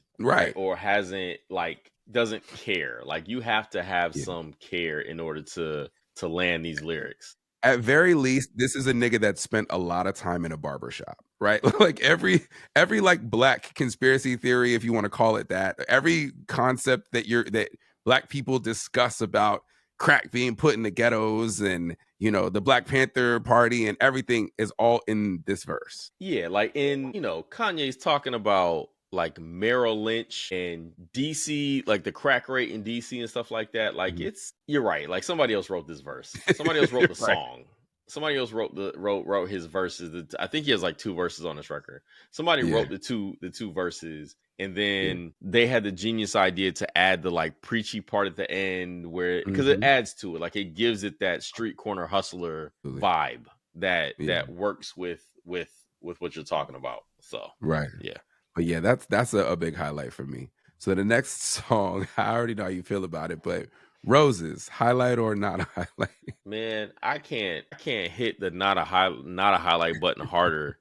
Like the two run of the songs that back to back here are just like cut both of these shits. They add nothing. Like Roses and Bring Me Down add nothing to this album. Yeah. I don't know if I agree with that. So my take on it is Roses, I feel like it is where we get kind of like Kanye being relatable Kanye. I said this begins the moody part of the album. And I think that with Kanye, one of the things that Kanye did really well, both with College Dropout and this album, is like Well, we're still in the era of the invincible MC, right? You listen to a T.I. album, T.I. is the most fearless hustler who has never had a bad day in his entire life because he's such a thug and he's such a gangster. I mean, every once in a while you'll have like maybe a T.I. versus TIP, which is maybe a little more self-deprecating, but everything Right. is just like larger than life, tougher than anything. Nobody can ever touch me. Like Roses is like relatable where like everybody's had like a family member who's gotten sick before, or you know what I mean? And going through the emotions of like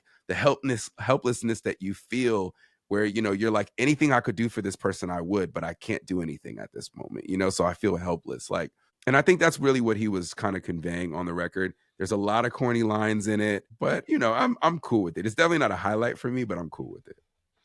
So the problem I have with everything you just said is that we also have Hey Mama on this record, That's true. which is just fine, Yep. which is corny, vulnerable Kanye Mhm. in a way that is like bad, but in a way that you can appreciate. Like you could Yeah. like you could do a bad record for your mom. You know what I'm Yeah. saying? Like it's okay to do that. And because nobody is ever gonna make a record as good as Dear Mama, as Tupac's Dear Mama, Mhm. like nobody even tries, right? So you just make the version Mhm. of the song that you want to make because whatever. So you don't Yeah. need both of those records. And But Hey Roses, Mama is is upbeat and uplifting, and Roses is downbeat and somber. if you didn't have Roses on this record, you would be just fine. I really Yeah. don't think anybody was there's not a person alive who was like Roses makes this album. I don't know if I agree Like with that. I think that you and I are not in love with Kanye the way some people that I know are in love with Kanye, and I think a record like Roses is what makes them love Kanye so much. listen, I'm willing to be wrong on that. And my beef is more with the fact that it's two trash songs back to back. Roses only feels worse because it's followed up by Bring Me Down. So Alright, so maybe if Roses was by itself, surrounded by not garbage, it wouldn't feel so bad to me. talk to us about Bring Me Down. That's the next record featuring Brandy. Listen, I don't understand how somebody who has such a good ear for music, who clearly, like, Late Registration is considered one of the greatest albums of all time for a reason. Both the Mhm. sequencing, the song choices. This is one of those things where you just got to look past and just be like, all right, everything else is fine. This is not it. Bring Me Down is a song with Brandy. Mhm. It's very orchestral. Mhm. It's almost too big for its own good. I actually agree with that.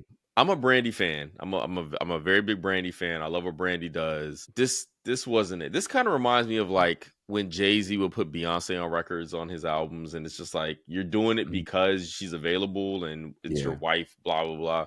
But the songs are not that good. This is not a good record.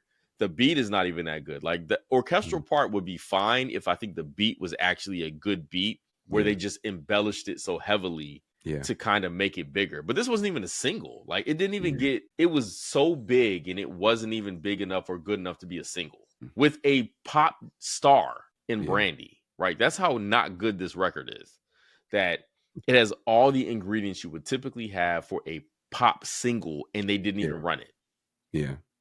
That's fair. I don't even know I what the actually song is about. I mean, it's just, I guess, Probably about about all getting the brought things down. he overcame. Yeah. Nobody's gonna hold you down. Like, it's Yeah. stupid. I agree with you that I don't love this song, but I don't actually think it's a bad song. I do Mm. think that the more I hear it, the less I like it, you know, because it's just feels way overdone and overproduced. And it feels like the weight of the song feels heavier than like what I'm actually hearing, like what I'm taking away from it. It sounds like it was Yeah. supposed to be a single. Like it was Mm, intended to it was built to be a centerpiece of right. a project. And that's what I mean by And heavy. and then once they listened to the final project, they were like, this is not even one of the 10 best songs on the album with like 22 records or Yeah. 22 tracks anyway. Like, this is not one of those. But they Yeah. put in so much time and energy, they just kept it. Brandy sounds great on it. You know, Brandy doing Brandy things. It just, Yeah, she's fine. It's one of yeah, those like she's fine. It's just as a composite piece of music, it's just not that good to me. yeah, yeah. And I've never actually met anybody who thinks this is good, so I feel pretty strongly about that opinion. That's fair. All right, next song, Addiction. Love it. Thoughts? Highlight? Yeah, I love it. I mean, again, most of the songs in this album are highlights. Love Addiction. It's different. Like it's one of the art pieces on a hip hop album. You know what I'm saying? Like, Yeah. this is not a hip hop record. It's music. Yeah. And I appreciate that. I enjoy that. I enjoy that part of it. Yeah. I felt the same way. I said the beat and song are just so good, and there's not even much to say about it, right? It's like peak Kanye self-reflection, and then him kind of opening up to how like it reflects us all, almost in like an all falls down type of way, right? But Yep. the beat is just freaking fire. Cool. Skipping the skit, Diamonds from Sierra Leone remix featuring Jay-Z. Yeah. We talked about this. Yeah.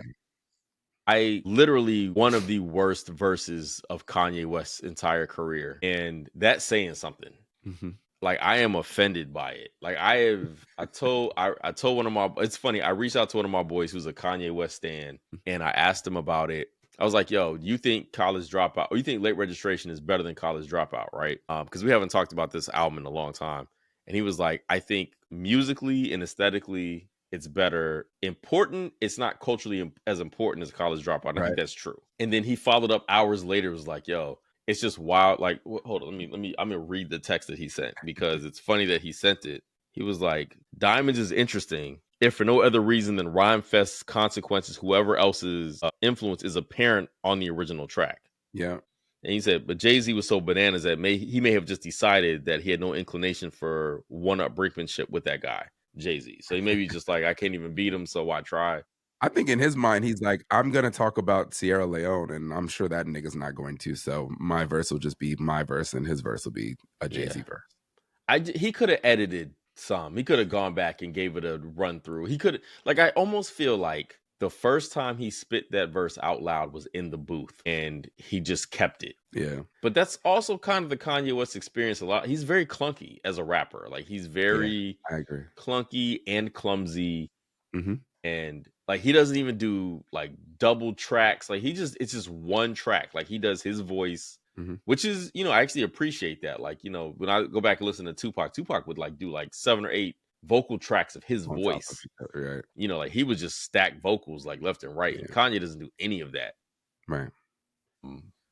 Because his I voice think is so heavy and punchy. I think just the epicness of getting the two of them on a track together, though, we can't understate that, right? Or overstate it, or however you want to say it, right? Like Last Call, which is the last song on his last album, is basically like a love letter to Jay-Z and how like he worships him, right? Right. And then, we later get Big Brother, right? Where he talks about his relationship with Jay. So, I feel like at the time, Jay-Z is this guy who Kanye looks up to, and we know he idolizes him. And then he finally gets this Jay-Z verse, right? And I'll never forget that same summer that I was talking about, where it's just like this amazing summer for me or whatever. I'm in Cali, and I'm listening to the radio I'm driving, probably on the 405 or one of them LA freeways, and they're like, we got a remix to Diamonds, featuring Jay-Z, and just that being such a big deal. Like, you know what I mean? Right. And so I guess that's something else that we have to state here, right? Is that we get this Jay-Z feature on a Kanye verse, which I'm always a fan of, like, people getting to fulfill their dreams, their musical dreams as artists. And then maybe my favorite bar on the whole album, which isn't even a bar, I got it from here, yay, damn. Like, I feel like if you had to make one statement that describes the relationship between Jay-Z and Kanye West, it's, I got it from here, yay, damn. I just love that bar. I do agree, actually. It's very much like, dude, shut up. Right, Like, just shut up, like, get out fine, the just way. relax.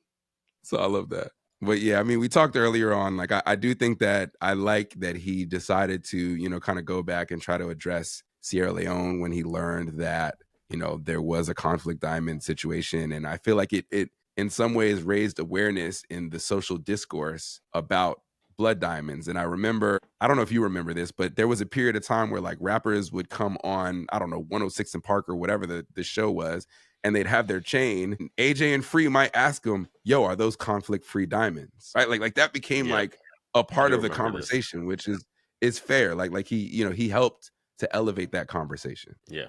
I remember that. Yeah, that's true. Yeah. All right, so the next record is We Major featuring Nas and Really Doe. What you got?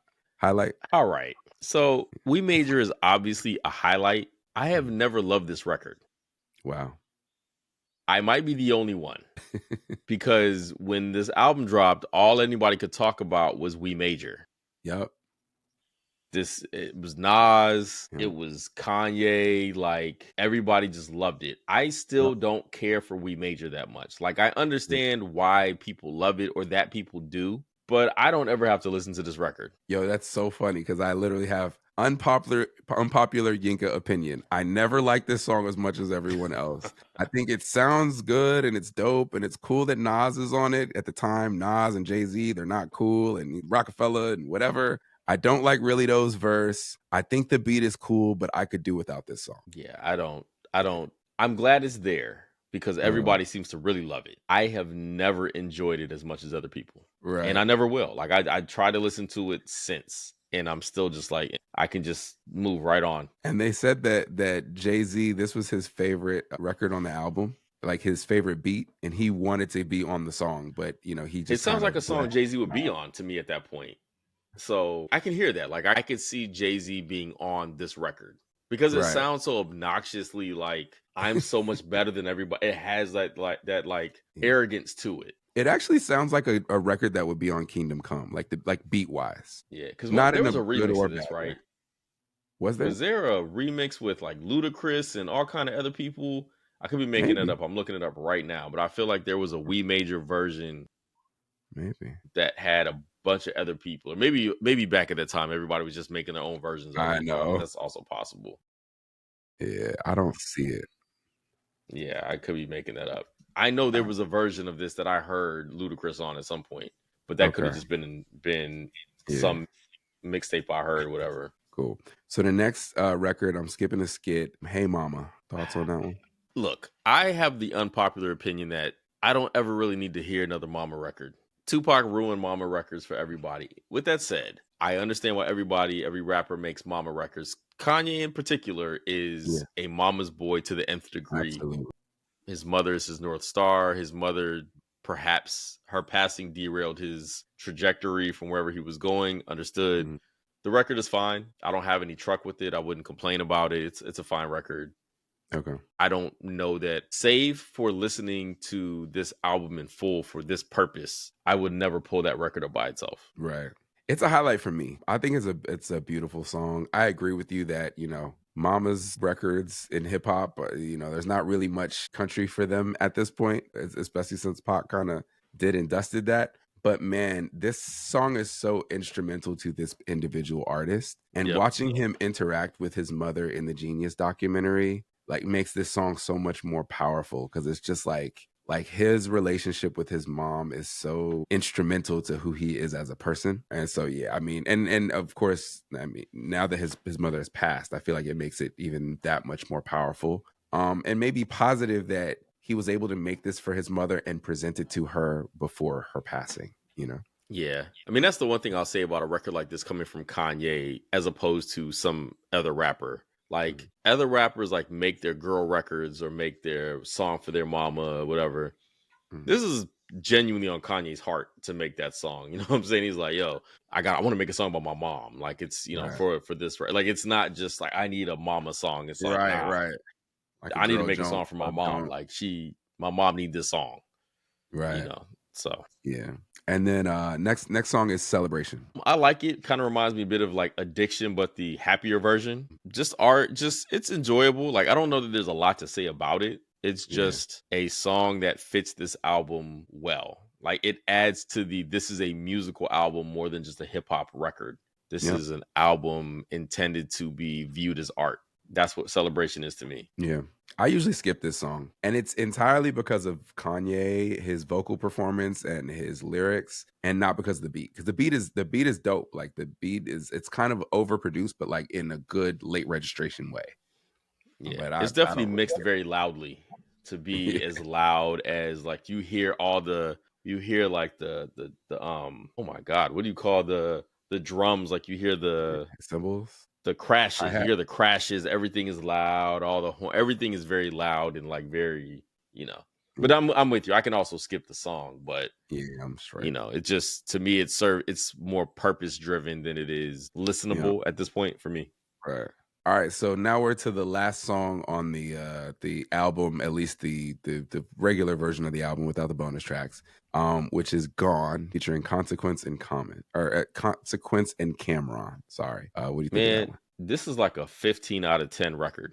Like, for one, Cameron is amazing on this. Like, he is floating on this record. Now, he's obnoxious as usual Uh-huh. and condescending and misogynistic, and he's all the things that Cameron is. Right. But it really, really works. But dude, Kanye is even better on this record to me than Cameron is. Like, Consequence is cool. Yeah. Consequence is a very Consequence, solidly 7.5 rapper. Like, he's always yeah. gonna give you a good verse. And if there's a True. theme that he can run with, he's always gonna be solid at the theme. Like using Yeah. Gone. He did this on Good, the Bad, the Ugly, where he's good at that stuff. But Mhm. he's not the show on this song.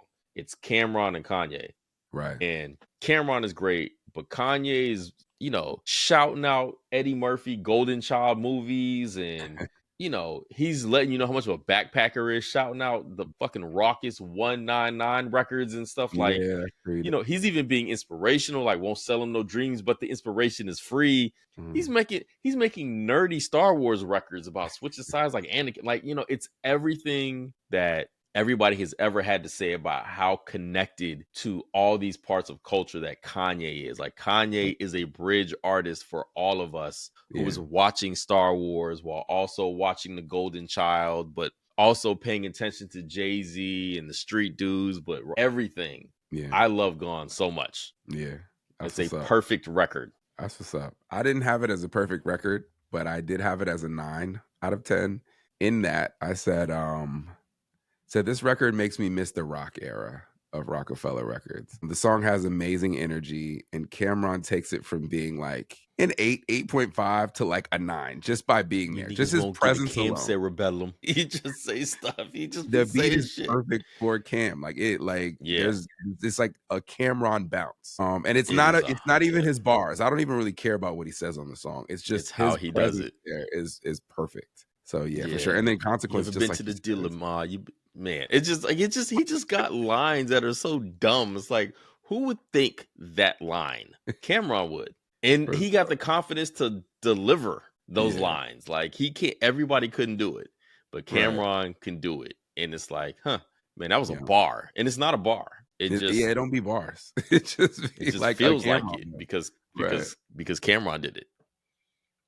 So there's two bonus tracks on here, Diamonds from Sierra Leone, which they kind of flip-flop them here, right? So the original version of the record that we discussed earlier, and Late. Any comments on either of those two tracks? So the original Diamonds is flawless. It's like, understand, that was the first record that all of us heard from Late Registration, right? That was Mhm. the first single that came out. No, Gold Digger was Gold Digger first or Diamonds first? I can't It remember. was around the same time, so I don't even I really remember. remember hearing Diamonds and be like, yo, this Kanye is motivated.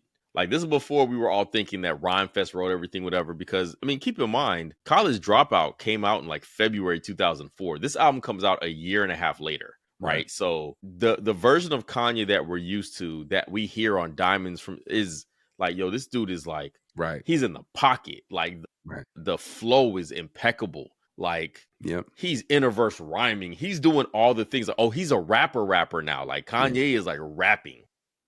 And production-wise, I loved so Last Call was probably, like, my favorite song on College Dropout, which is probably an unpopular opinion. But Diamonds is, like, that same lane of, like, sampling and drum work.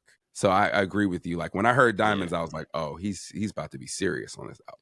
Except you can tell he learned something between Last Call and Mhm. Diamonds about production. Like, Yes, for sure. It's he could have bigger. made all of College Dropout on an MPC. No way he could make this album with an MPC. Like, this Right, required 48 track mixing board and going right. in individually. This was like that Dr. Dre level of doing things and caring in a way that required, right? It was bigger, it Yep, felt yep, bigger, it for sounded sure, bigger, it sounded more orchestral, for and that could sure. have been a straight sample that he just, it was more cleanly mixed, you know what I'm Mhm, saying? So yeah, I mean, I like the original Diamonds. Like, I listened to it, it's on, right. like, I remember I was putting together at some point a list of all the records that I thought Kanye had helped with writing.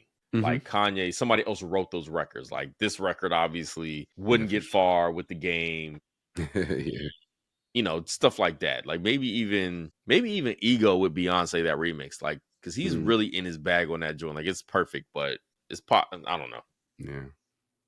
Love that Yeah, record though. he definitely kills on the bars. I feel like, and I don't remember the whole story, but I feel like my boy Ken Dog brought this record to me, and I'll never forget him telling me about the record and him being like, "Yo, he chopped this sample where he says like the song's called Diamonds Are Forever, but the sample says Hold One Up." And I remember him just being like, "Yo," doing the rock sign and being like, "Hold One Up." Like that was just so like ill to us that he was able to like chop this sample and make it sound like, you know what I mean? Like at the time of the rock and everybody being excited about the rock hand symbol and the chains and Hmm. all that other stuff.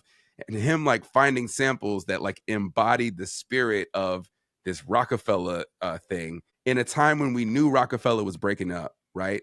And he's basically saying like, no, like the diamond is forever. Like that was just so fire to us that he was able to make a sample say that, you know what I mean, in like a perfect Yep. time. Yeah. I mean, this version of Kanye was as witty with his beat making as he was with the bars. Like he Yeah, was, he was just so good. yeah, And Late is emblematic of that. So Late is my absolutely. favorite record on this Me too. favorite, That's crazy. like by far. Yeah, It is it's the my favorite. song that I can listen to on repeat over and over again. The sample is perfect. It's that Whatnots, Ollie Race Away the Pain sample. Yeah, Is like I remember listening to this at first. Like I don't remember any other song hitting me the way that Late did. I was like, "Oh yeah, my god." Like the same. beat is so insane. And then I'm assuming that's John Legend playing a little extra on the keys on it and Yep. stuff like that. Just even what he's talking about, like he's speaking our language. Like we talked about this to Mhm, open up this pod. Like he's speaking our language in this record. And he jokes in it where he says, throw this on the end if it's too late for the intro. And I mhm. do remember, I could have been making this up at this point, reading somewhere where this could have been the intro to the album. Like it could have Uh, been oh, the thing that opens up the album. mhm. Because the rest of the album could flow off of that. Even Wake Up Mr. Wex following this record would have Exactly. been fine, right? It Right, works. right. Um, but I genuinely could not love a record more than I love Yeah, Late. Like I cannot stress enough on the list of my favorite Kanye songs. This is easily top 3. yeah. This is definitely at very least top 5 for me as well. Love this record. The production is amazing. And, with Kanye, like, he's so good at tricks and he does so many of them. And some of them land with me and some of them come off as corny. But even his tricks here, like it just works. Like the record, just everything that he's doing here works. I thought this was masterful. Yeah, I can't I don't want to belabor the point on this, but I cannot say enough how much I love this record. Like Yeah. it's like one of those things where if somebody were to say, "Man, Kanye is trash, he's the worst." It's like, "Listen, this nigga made this." And I can't I gotta like I don't know. Some things just hit right, and this is the one for me that hit right. I remember in 2005 this is my favorite record on the album, and it's the same in 2025. Yeah. Going through it the past several days that I've been listening to it, I'm like, yeah, this is still it. Yeah, same here. And actually, I feel like he did it twice in a row because then on graduation, he had that Good Night song with the Most Def that also was like a bonus track, and it was perfect and ended up being my favorite song on that album too. So yeah, he was really good at that. Yeah, I know we're getting to the end on this one, and it's like Mhm. it's the whole "I miss the old Kanye" thing is a joke now, and it's one Right. that we're all in on, including Kanye, honestly. But songs like Late, even this whole album, like the stuff he did on this album, like I wonder when I'm listening to this now, I actually wonder if Kanye would listen to this album now. Like I hope how he does. he does he listen to this fondly, or he's like, I don't even know that guy. Because Yeah, the two it's like two different people. for sure. Like does the guy who makes Vultures, like I never see a world where the guy who makes Late Registration ends up where he does now. And it's not to say the music is all bad, because I don't think that's true. Mhm. He's definitely being more innovative now and trying to be more like I don't know what the term is, like, but like I don't even think that Late Registration, like I kind of view College Dropout and Late Registration like I view Low End Theory and Midnight Marauders, right? Like Low End Mhm. Theory I don't think is a better album than Midnight Marauders, but it's definitely more influential, Right. right? It changed everything. Yep. Midnight Marauders is just better at every aspect Right. of College Dropout. And I feel like, I'm sorry, Midnight Marauders is better than every aspect of Low End Theory. I feel like that's how Yeah. Late Registration is to College Dropout. Like, Yeah. everything that he knew how to do on College Dropout, he was better at on Late Yeah. Registration and was able to put all these pieces together. But like, I just wonder, like, does he ever just sit back and listen to his catalog and be like, damn, I made that. That's like, where is that dude? Like, does Yeah. he miss him? Because I do. I hope so. I think everybody does. At this point, it's like, dude is making like neo-Nazi music now. So, I doubt that he is being that reflective, but maybe he needs to be. Yeah. It is interesting that he is still influential musically. You think I so? think anyway. Like, I guess I would need to talk to the young people about whether or not they view him as an influential, because these are the same people that think Playboy Cardi is influential. That's what I'm saying. Yeah. But I And mean, that's Playboy Cardi, right, is heavily influenced by 808s and Heartbreaks Kanye, right? So I guess through tangent, they probably are influenced by him, but directly, I'm not sure. Yeah.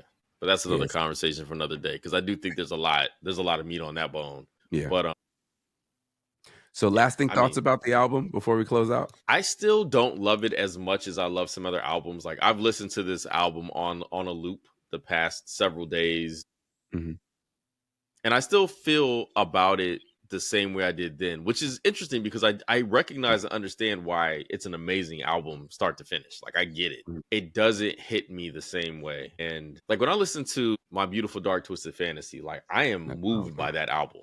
Like, Yeah. that album is flawless to me. Like, even Mm. now I could listen to that and I'm just like, this shit is just beautiful. And I don't feel Yeah. that same way about Late Registration, while still acknowledging why it is one of the greatest albums, hip hop albums, because of when it was created, how it was Yeah. created, all of those things. Like, I get it. Yeah.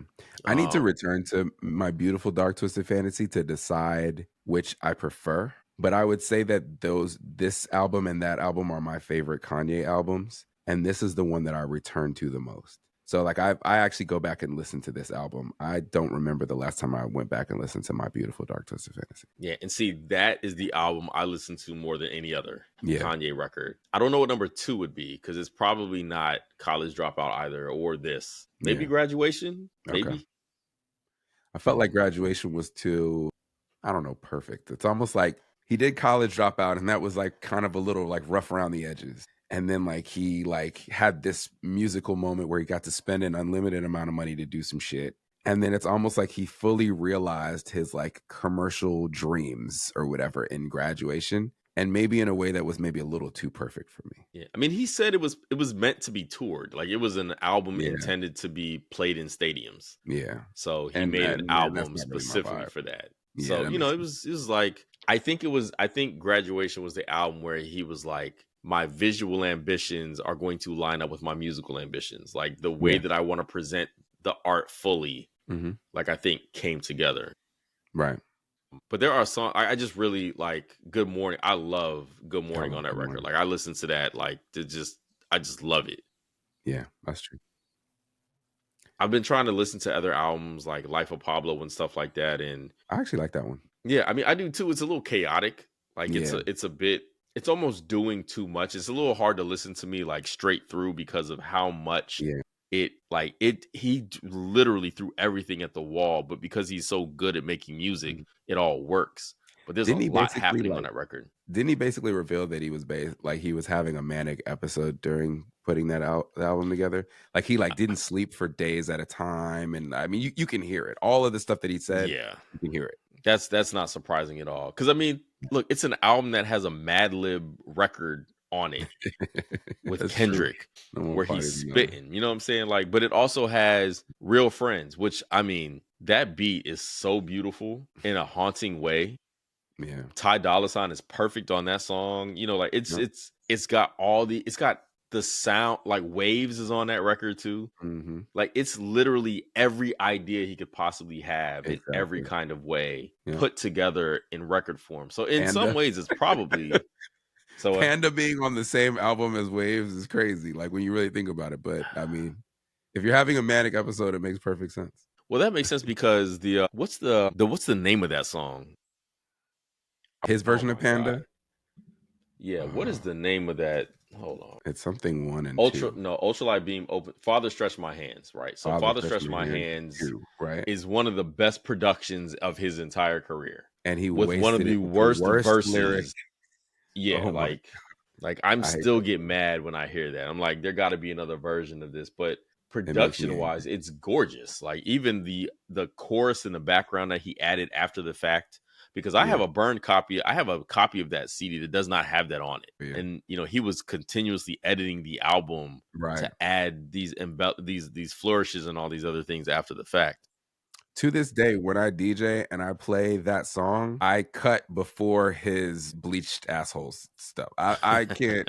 I'm not gonna subject anybody else to hearing that verse. It's the worst. Yeah, yeah. Yeah, But but great album. I mean, yeah. that's ultimately to put a stamp on that great album.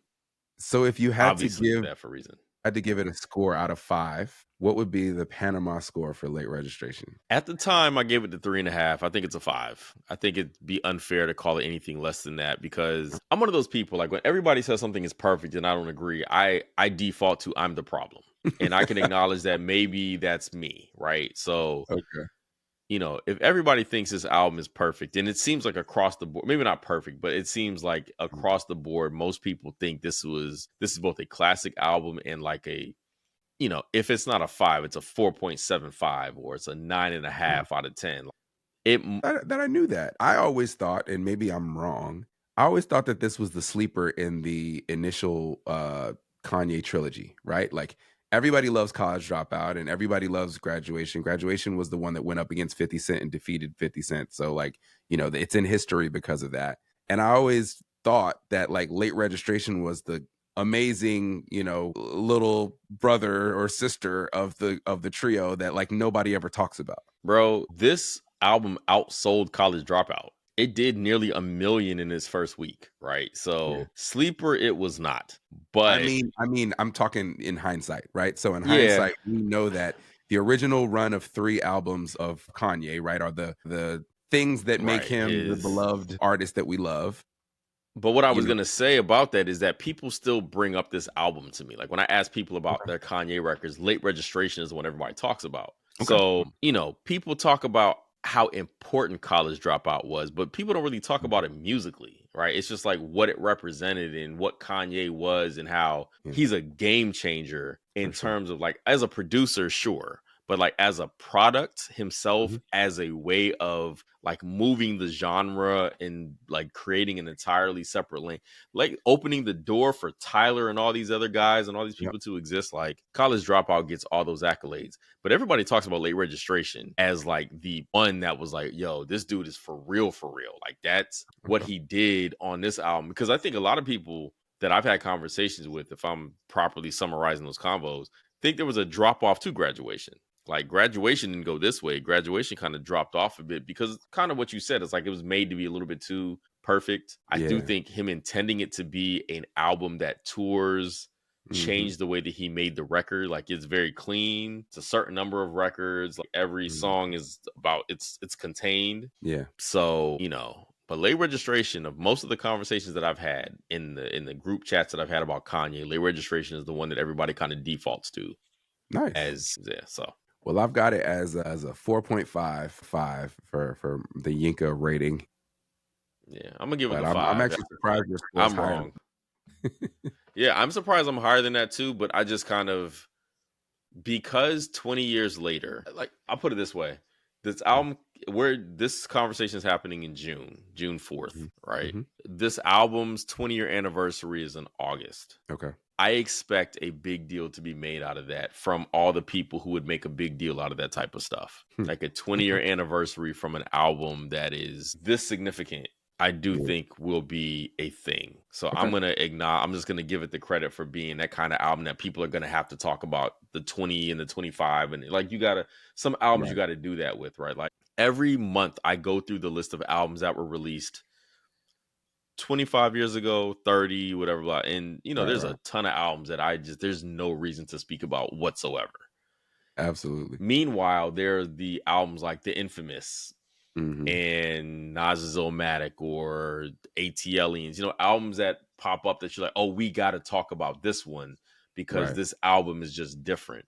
Late Yeah. Registration is on that list of just different, but it's also even bigger because it was both commercially successful and critically lauded Right, right. to the nth degree. You know what I mean? Yeah, I feel you.